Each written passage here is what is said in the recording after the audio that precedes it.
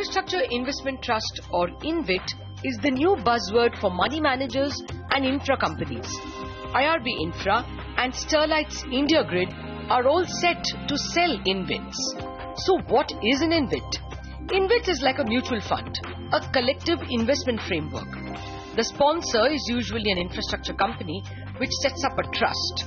The trust raises capital by selling units and uses that cash to buy a bunch of the sponsor's projects which are already generating cash.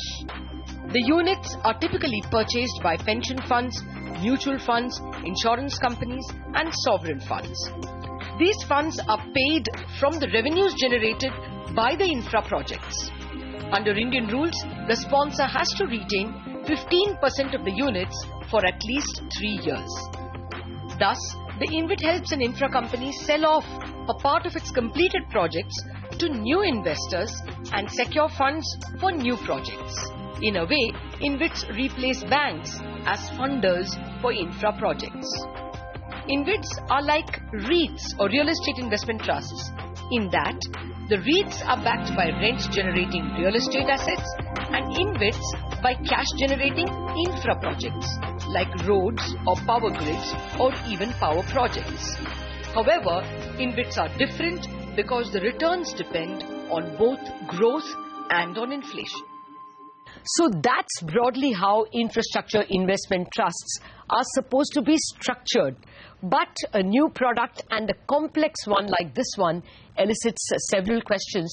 And I have with me a star and an appropriate panel to answer them. Joining me now are R. Shankaraman, Director of Finance at Larsen & Toubro, Neeraj Gambhir, Managing Director and Head of Fixed Income at Nomura, and in our studios, Shilpa Kumar, Managing Director, ICICI Securities. Lady and gentlemen, thank you very much for joining me. Well, Shilpa, let me first start with you. This product is complex.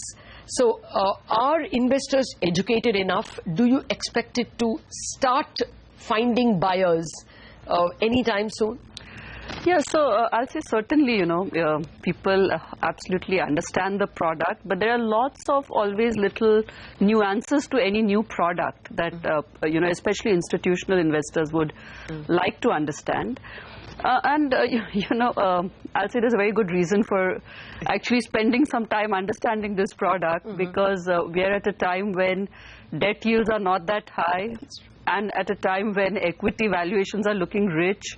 So especially if you're looking for something long-term with a pretty, decent return and possibility of some upside, then InvITs are looking very interesting. So there's, good incentive for people to actually spend some time and understand this product. And I find, there's a lot of institutional investors who've spent the time, understood it, and I might say seem to also like what they're seeing. Okay, well, the man who probably will put his assets will be Shankar. But before I come to Shankar, Neeraj, are there enough disclosures? Infrastructure is a very complex area. Are all the rules adequate?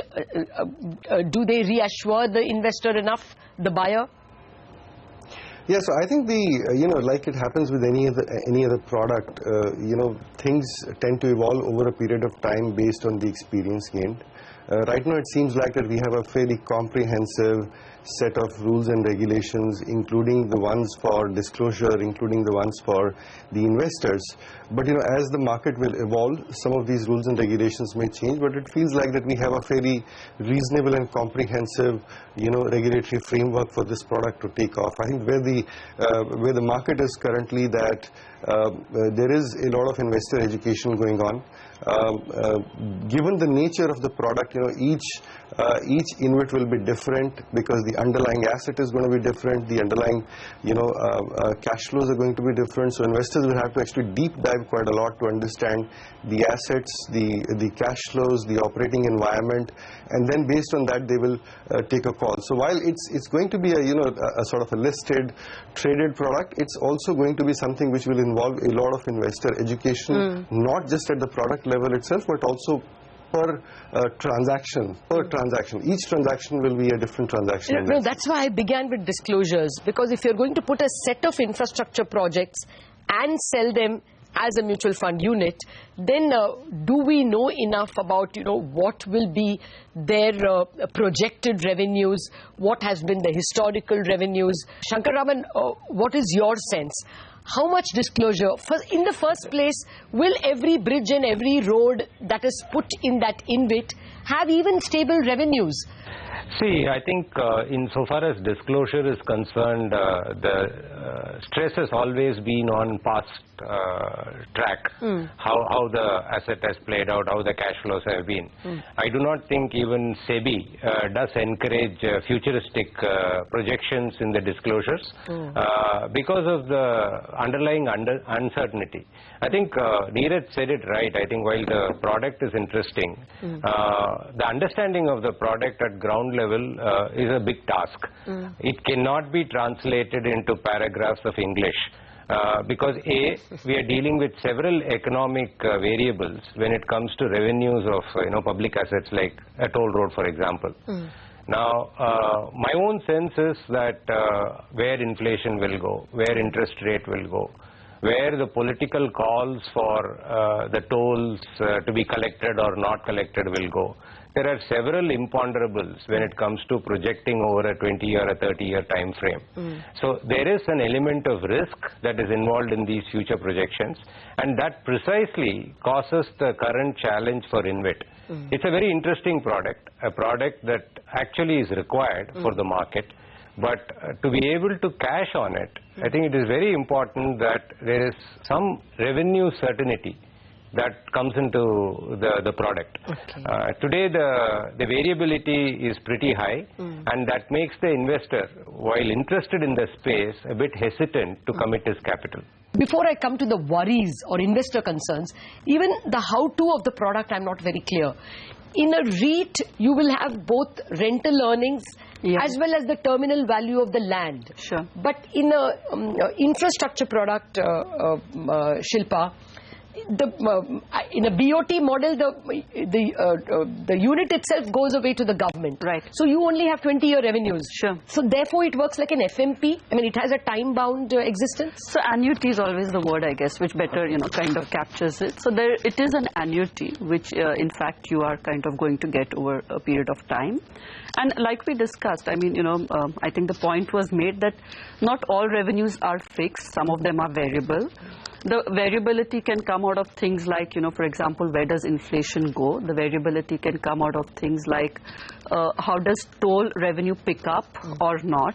And these are discussions which indeed you end up having with investors. And I think the advantage of pricing any new product with institutional investors is that the right questions get asked, the right questions get answered. And in fact, the price discovery then is much better because you have people on both sides of the table with pretty good understanding of what questions also need to be asked. So I agree with the other panelists that indeed in each case there will be particular nuances of that specific asset. So all of these discussions need to be had, and in a sense some assumptions have to be made.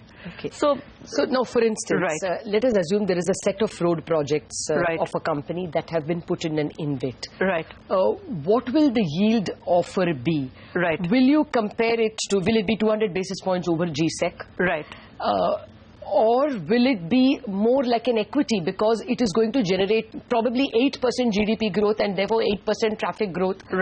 Is it a debt? How will you price it? As a debt or equity? Sure. So, I agree that's always the big question, and I would say it's not one size fits all. There will be some, InvITs where the assets are much more fixed annuity based. That will be then more debt-like. There will be some annuities where actually there is a bigger element of variable return. Those would tend to be, in a sense, more hybrid with a little bit of fixed return, but also a lot or some element of variable, and the investor is precisely making up his mind basis all of this. So therefore, you might see that some InvITs give you a higher return. I mean, just for sake of argument, road InvITs might give you higher return than, let's say, transmission assets. because transmission is more fixed, while in the roadside, there is a bit of variability. So it's really to do with what's the project you're looking at. Okay. Well, I have to take a break on this note, but then I will come with investor concerns. We are back in a minute with our guests.